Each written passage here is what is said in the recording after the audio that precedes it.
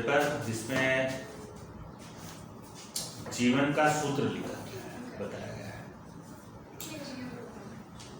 इसमें काम, क्रोध, लोभ और मोह 4 बताए गए हैं। फिलहाल एक हम अपनी तरफ से बढ़ा देते हैं।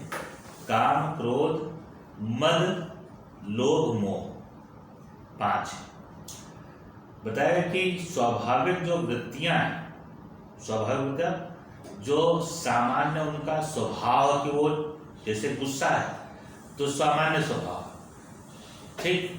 क्रोध या लोभ जो है, किसी चीज की आपकी इच्छा है वो अचानक दिख जाती है तो उसके प्रति जो लालच भाव है, लालच का, वो आ जाता है।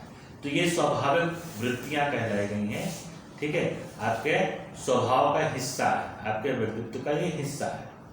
तो स्वाभाविक वृत्तियों से घिरा हुआ मनुष्य जब अपनी असत दृष्टि से इनमें आनंद का अनुभव करने लगता है तो उसे यह संसार खुशनुमा लगने लगता है, ठीक। जैसे कहने का तात्पर्य है कि जो 5 ये इंद्रियां हैं, काम, क्रोध, मद, लोभ, मोह, तो जब इनकी दृष्टिकोण से हम देखते हैं और देखने की वजह से और वो चीज हमको उपलब्ध हो जाती है। जैसे कोई व्यक्ति काम इच्छा से आतुर है और उसे वो स्थितियां प्रदान हो जाती हैं तो अपने आप को वो सुख में महसूस करने लगता है कि हाँ अब वो उसमें सुख है।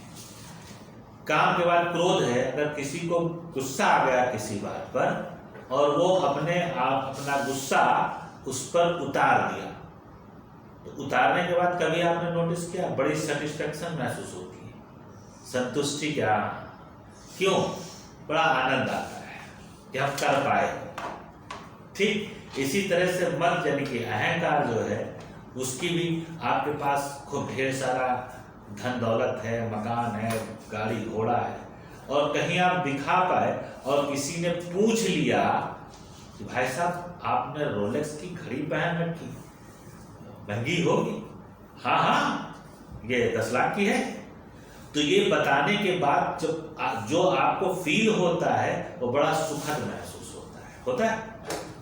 उसी तरह से लोभ का है और उसी तरह से अंतिम में मोह का है। जब आप किसी से मोहित होते हैं, किसी से आपका लगाव उत्पन्न हो जाता है तो उसके समक्ष या उसके पास होने से आपको लगता है कि बड़ा अच्छा लगा। जैसे किसी से आपको प्रेम हो गया तो हर वक्त अगर फोन पे बात कर रहे हैं तब भी बड़ी इच्छा बनी रहती है अंदर से, काश मिल पाते, मिलने की तड़प जो है वो बनी रहती, क्योंकि आप किसी चीज से अटैच हैं, मोह आपको खींच रहा है। जब आप उसके सामने होते हैं तब आप एक अलग तरह की जो मनोभावना, मनोदशा है वो आपकी हो जाती है, एकदम आप सेटिस्फाई हो जाते हैं। तो कहने का सीधा तात्पर्य है कि जो ये 5 चीजें हैं, इनकी पूर्ति से जो अनुभव आपको होता है वो क्या है, उसी को आप सुख की संज्ञा देते हैं, ठीक। यहां पर आगे यही बताया गया है कि इस तरह से वह संसार या यह संसार खुशनुमा लगने लगता है। काम अर्थात इच्छा, जब भी किसी व्यक्ति के मन में उठी इच्छा की पूर्ति होती है तो वह परम आनंद को प्राप्त होता है। उससे वो चीज उपलब्ध हो गई तो आनंद की उपलब्धि, और नहीं उपलब्धि हुई जैसे गोलगप्पा खाने की इच्छा हो गई और मिल गया गोलगप्पा खाने को, और जो टेस्ट चाह रहे थे शनि के बतासे वाला टेस्ट मिल गया। अब जब मिल गया तो कितना आनंद अनुभव करते हैं, बिल्कुल वही चीज है यहाँ पर वह यह भूल जाता है इंसान क्या कि उसकी यह इच्छा पूरी उसी तरह से उसके मन में एक और सबसे बड़ी इच्छा जागृत करके उसके चित्त को अव्यवस्थित कर देगी। क्या, जिस तरह से जलती हुई अग्नि पूरी मात्रा में घी पाने पर भी बुझती नहीं है, अपितु बल्कि और वेग मतलब तेजी से जलने लगती है। अंडरलाइन किया, इसलिए हमें दोनों शब्दों को बता दिया, ठीक है। अपितु मतलब बल्कि और वेग मतलब तेजी से जलने लगते हैं। ठीक, तो आप कर क्या रहे हैं? आप जैसे हम बताते हैं ना कि आप शराब एक दिन पिए सेम टाइम पे, दूसरे दिन पिया, तीसरे दिन पिया, चौथे दिन पिया, पांचवें दिन आपकी खुद भी इच्छा होने लगेगी। और धीरे धीरे, चूंकि ऐसा इसलिए होता है क्योंकि जो चीज आप ग्रहण करते हैं, भौतिक और मानसिक दोनों अवस्थाओं में, अगर विचार आपने ग्रहण किए तो, और अगर कोई वस्तु या कोई खाद्य पदार्थ ग्रहण किया तो, वो आपके शरीर की एक एक कोशिका तक पहुंचती है।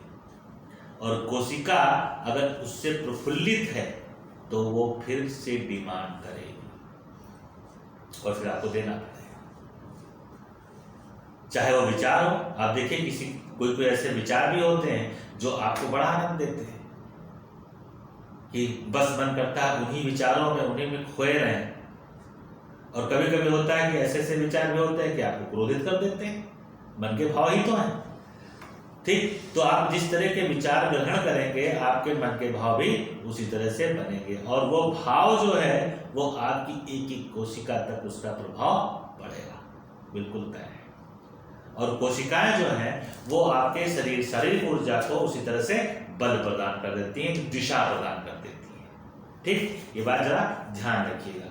तो यहाँ क्या हो रहा है? यहाँ ये हो रहा है कि आपकी जो इच्छा थी, उस इच्छा को आपने पूरा किया। जब पूरा किया, भाई किसी ने कहा था भाई जलेबी बहुत अच्छी होती है,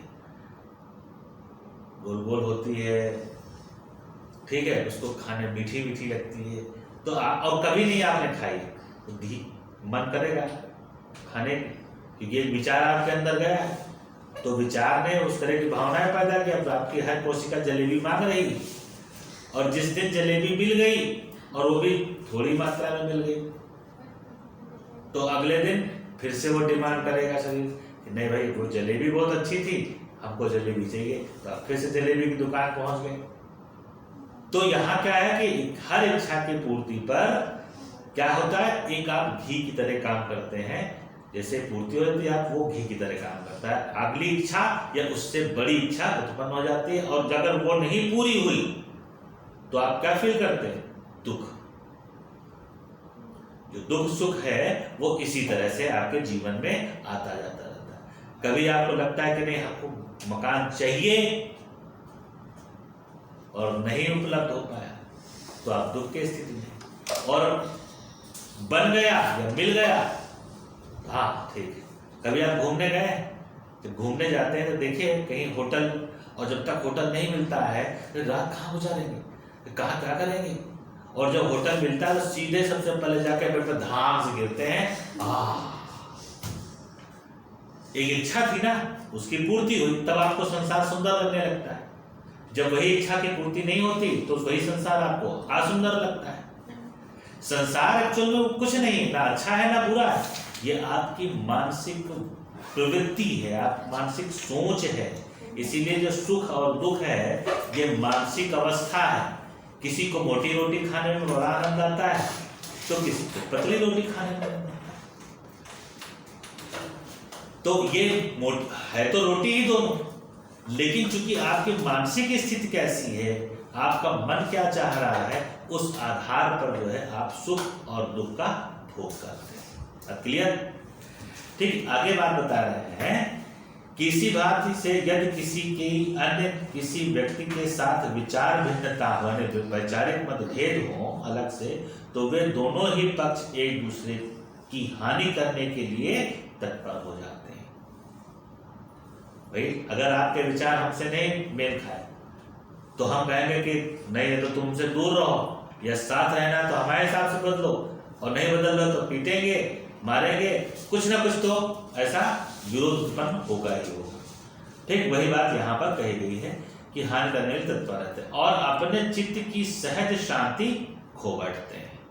इस वजह से इस स्थिति में जिसकी हानि होती है वह तो दुखी होता है, और जो लाभ में रहता है वह भी हारे हुए पक्ष की ओर से आने वाली संभावित प्रक्रिया से हरदम चिंता में डूबा रहता है कि हमने उसको हरा तो दिया, अभी कल को मौका देख के हमको भी दिक्कत कर सकता है। इसीलिए हमसे लोग अक्सर कहते हैं कि सर आप नाराज क्यों नहीं होते, तो मैं कह देता हूं कि देखो, नाराज होने से समस्या हल नहीं, ये किसी समस्या का हल नहीं। वो घटना जो होनी है वो हुई, उसको बदला नहीं जा सकता है। समय आने पर वो बदल जाएगी। जब सामने वाले को इस बात का भान होगा कि नहीं, ही वॉज या सी वॉज रॉन्ग, तो वो राइट प्लस प्लेस पर सही जगह आ जाएगी। जब उसको भान हो जाएगा वो गलत था, ठीक है। अब उसके लिए अगर आप स्वयं, तो आप दुश्मन बन जाएंगे। क्यों भाई, नहीं करो, क्योंकि वो उसकी सहज प्रवृत्ति है। ठीक, तो ध्यान रखें आगे, इसीलिए आगे ये बात कही गई है, इस स्थिति में जिसकी हानि होती है वह तो दुख होता है, और जो लाभ में रहता है उसको भी डर बना हुआ रहता है, चिंता रहती है। और इस तरह से क्रोध भी व्यक्तियों को पीड़ित करने का कारण ही बनता है। चाहे वो किसी दूसरे अन्य पर क्रोधित किया गया हो तो वो तो दुखी होगा ही, साथ ही आप भी भयभीत रहोगे कि कब सामने वाला बदला ले। तो देखा जाए तो इस भावना की वजह से दोनों पक्ष के लोग क्या है, दुखी रहेंगे। फिर क्या है, वही लोभ और मोह की असीमित शक्ति का तो यह हाल है कि हम अपना पूरा का पूरा जीवन इसमें लगा देते हैं। क्या है ना, लोभ और मोह। हम किसी चीज को चाहते हैं, हम धन दौलत को चाहते हैं, तो जीवन जीते नहीं, धन को अर्जित करने में पूरा जीवन लगा देते हैं। कभी आप देखिए कि जो व्यक्ति किसी अच्छे पद पे पहुंच गया या उसको ऐसी संभावित स्थितियां मिल गई हैं जिससे वो धनार्जन कर सके, तो जैसे ही उसके पास धन का आगमन होने लगता है, वैसे धन की लोलुपता और बढ़ती जाती है, और फिर वो जीवन में एक ही काम करने के लिए प्रवृत्त हो जाता है। लगातार वो धनार्जन करने लगता है, जीवन को जी नहीं रहा होता है, फिर वो धन को अर्जित कर रहा होता है। और एक समय के बाद जब तक वो धन को अर्जित करता रहता है और उस धन को अर्जित करने के दूसरा उत्तराधिकारी नहीं आता, तब तक वो करता रहता है। जब उत्तराधिकारी आता है तब जीवन को पीछे मुड़ करके जब वो देखता है तो सोचता है कि मैंने ये क्या किया, मैंने तो इतने सालों तक जीवन जिया ही नहीं, सिर्फ यही करते रहे। लेकिन तब तक समय जो है वो निकल चुका होता है।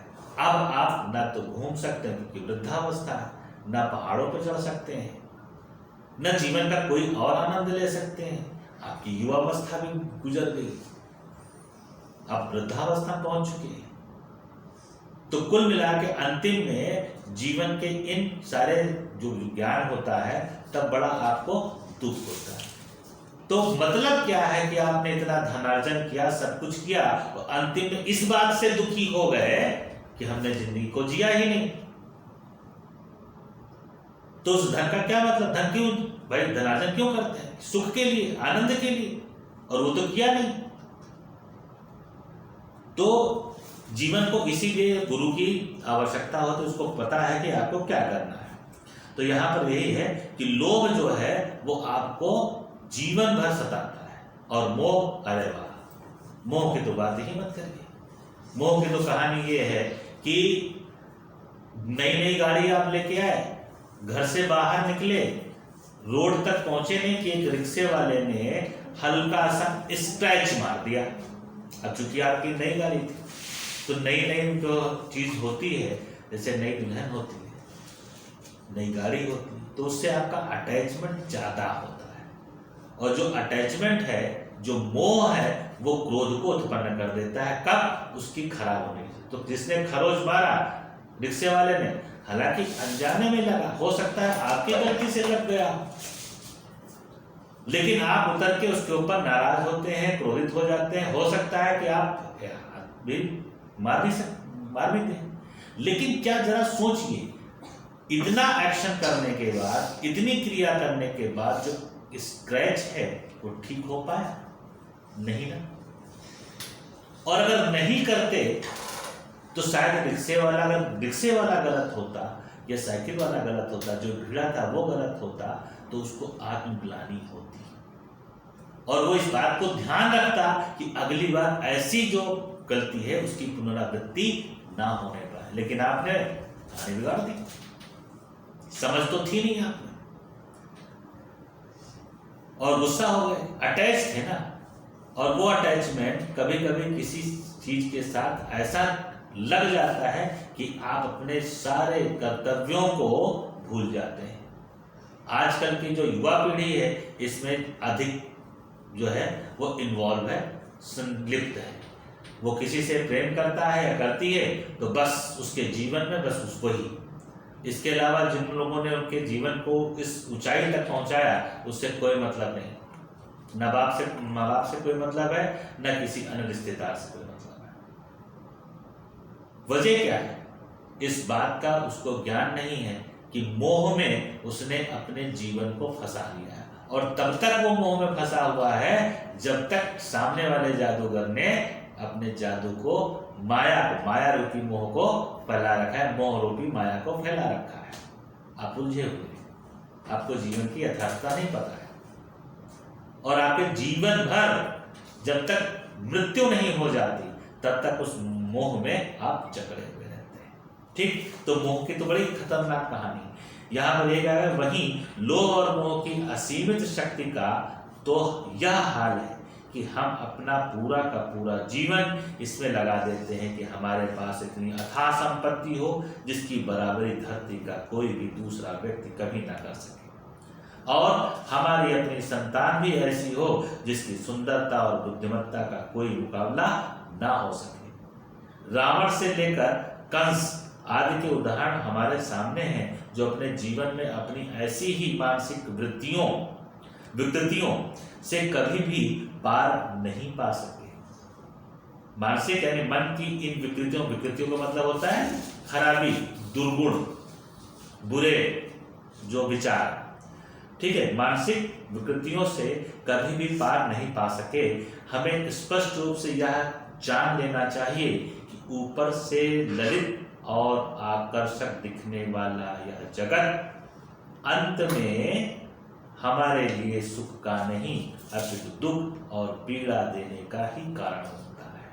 हम जिनसे संबंध बनाते हैं, जिनसे हम अटैच होते हैं, जिन वस्तुओं से हमें मोह है, अंत में वो सब छूटने की कगार पे होते हैं। तो अंतिम समय जो है इंसान का, जो समझदार है, जो जीवन को समझ चुका है, वो तो मुस्कुराते हुए देह त्याग करेगा, कि सोच के त्याग करेगा कि चलो मुक्ति मिली। बड़ी व्याधियां थी शरीर में, बहुत सारे भावनाएं थी जो सही नहीं थी, उन भावनाओं ने बड़ा उलझा के रखा था जीवन को। इससे हम मुक्त हो रहे हैं, और परमानंद को, जहां पर ना तो सुख की स्थिति है ना दुख की स्थिति है, सच्चित आनंद को प्राप्त होने जा रहे हैं। जब उस इंसान को इस बात का ज्ञान होगा तो मुस्कुराता हुआ जाएगा, और नहीं तो अंतिम समय में कहेगा इतना बड़ा मकान बनाया, गाड़ी खरीदी, ये सब छूट रहा है, वो दुखी होगा, तमाम सारी चीजों की वजह से दुखी होगा। तो अंत में क्या हो रहा है? अंत में दुख और पीड़ा देने का कारण ही ये सब कुछ बनता है। इसीलिए जो चतुर्थ आश्रम दिए गए हैं हमारे यहाँ, वो बहुत अच्छे दिए गए हैं कि पहले ब्रह्मचर्य में आप अपने जीवन का जो भविष्य है, यानी कि जो गृहस्थ आश्रम है, गृहस्थ आश्रम से प्रवेश करने से पहले आप उस सीमा तक, उस जगह पहुंच जाए कि गृहस्थ आश्रम आपका बड़ा अच्छा चले, और गृहस्थ आश्रम से आप वानप्रस्थ में पहुंच जाए। मतलब अब यात्रा देशांतरण करिए, घूमिए। गृहस्थ आश्रम का आपने पालन कर लिया, आपने विवाह कर लिया, संतानोत्पत्ति कर ली, संतान को इस स्तर पर पहुंचा दिया, उसके जो ब्रह्मचर्य पालन को में आपने सहयोग दे दिया, गृहस्थ में भी पहुंचा दिया। अब आपके पास कुछ बचा नहीं है सिवाय यात्रा देशांतर। तो यात्रा देशांतर कर ली, यानी आप बाहर वानप्रस्थ, जंगल की ओर। पहले तो जंगल हुआ करते थे, तो जंगल की ओर। फिर कहा गया कि धीरे धीरे करके इस संसार से अपना मोह जो है वो हटा लीजिए। जब आप मोह हटा लेते हैं तो इस स्थिति को कहा गया संन्यास। तो 4 आश्रम इसलिए रखे गए, ब्रह्मचर्य, गृहस्थ, वानप्रस्थ और संन्यास। ठीक इस तरह से आप संन्यास जब ले लेते हैं तब आप जीवित होते हुए भी, अगर संन्यास वाकई में सन्यासी हैं आप, तो जीवित होते हुए भी आप मोक्ष की स्थिति में हैं। क्योंकि कोई भी घटना, कोई भी चीज जो भी घटित हो रही है इस संसार में, वो आपको किसी तरह से भावनात्मक जो भाव है वो उत्पन्न नहीं होने देगी। क्योंकि आपको पता है, आपको मालूम है ये होना है, हो रहा है, होने दो। आगे पीछे भी होता रहा है, अब भी हो रहा है, आगे भी होता रहेगा। इसको आप रोक नहीं सकते क्योंकि ये प्रकृति का एक फंक्शन है, वो होना है। तो जब आपको ये पता होगा तो किसी तरह की कोई भाव उत्पन्न नहीं होंगे। वैसे भी काम, क्रोध, मद, लोभ, मोह, इन 5 से आप निर्लिप्त हो चुके हैं संन्यास की अवस्था में, तो आप मोक्ष की अवस्था में है ही। ठीक, आगे बताएगा। इसलिए विज्ञजन जो जानते हैं विज्ञान को, कहते हैं कि यहां हमें पद्म पत्र की तरह, कमल के पत्तों की तरह निरपेक्ष भाव से, मतलब संसार के जो भौतिक चीजें हैं उनसे अलग रहते हुए से रहकर अपना जीवन व्यतीत करना चाहिए। उसी से सुख की स्थायी अनुभूति संभव है। जैसे कमल होता है तो कमल जो है उसके पत्ते पर अथवा उसकी पत्ता बिल्कुल पानी में लगा होता है, लेकिन पत्ते पे पानी की एक बूंद ठहरती नहीं, उसका गुण वो उस पानी से लिप्त नहीं है। इसी तरह से आपका जीवन अगर सांसारिक चीजों में लिप्त नहीं है तो स्वाभाविक रूप से आप प्रसन्न और सुखमय जीवन व्यतीत करेंगे। और अगर लिप्त हैं तो उसकी हानि पर या उसके किसी भी स्वरूप में परिवर्तन होने पर आपको कष्ट होगा, बिल्कुल तय। और जब जानते हैं कि संसार के हर वस्तु परिवर्तनशील है, तो इस परिवर्तनशीलता को समझें और समझने के बाद फिर अपना जीवन जिए, कभी आपको कोई कष्ट नहीं होगा। ठीक, इन्हीं शब्दों के साथ